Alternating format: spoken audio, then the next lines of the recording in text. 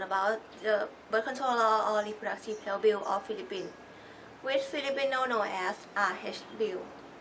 Presently, Philippines is facing with many problems, such as overpopulation, poverty, teen mom, and sex-infective disease. In 2004, Philippine population is about 80 million, but today it's already hit 100 million.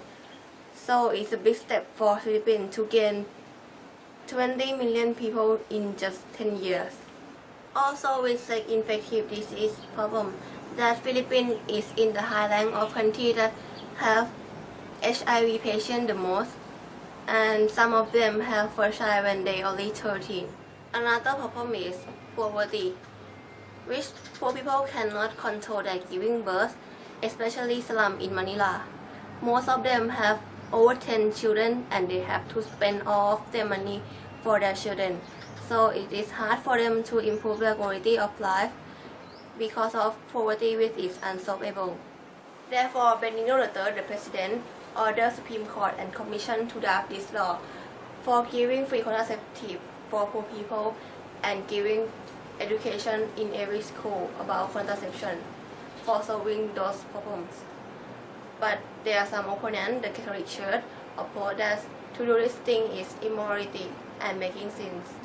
Because if people use contraceptive, it will block a chance for children that they are going to birth, and it could bring unchained abortion.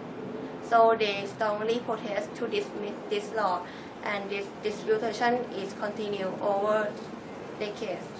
After this disputation has continued for a long time, the Supreme Court considered this law to be usable among the happiness of RH supporters.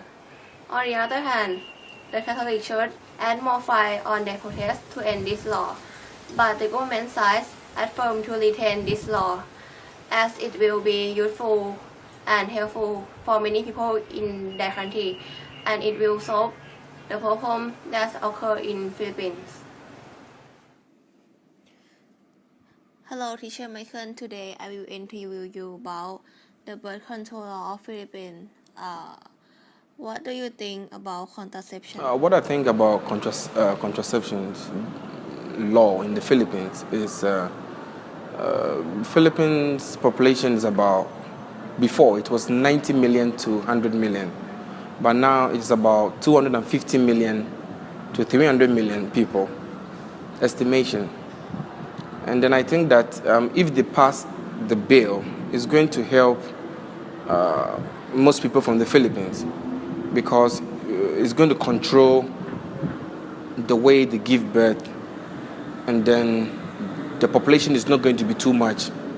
It's going to help the economy also, because they can take care of their children, and then they can regulate the amount of the babies that they want to give birth.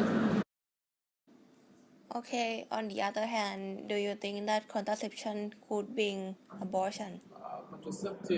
Contraception can bring, to my point of view, in the other hand also, it's not good. It's not good in the way that if you take in more, it will reach some time that if you want to give birth, it's going to be very difficult for you, because of the chemicals that are being used in manufacturing those pills. But they have the natural way. They have the natural way, not using pills, but they have the natural way of controlling childbirth or giving birth. They have the natural way, and they have the artificial way, which is using the pills and the medicine and stuff, and injection as well. Good afternoon, Teacher Nasilo. Today I will interview you about the reproductive health bill of Philippines. What is your opinion about contraception? In my own opinion, I believe the introduction of contraceptive pills to the Philippines is very good, in the sense that if you look at the population of the Philippines, the population is rising at astronomical rate. And if nothing is done to arrest this population growth in the Philippines, it will lead to a situation of population explosion, whereby parents are unable to take adequate care of their children. And you can see that a number of children are on the streets in the Philippines without proper care or education. And this is of negative consequences to the country image and to better standard of living of the people.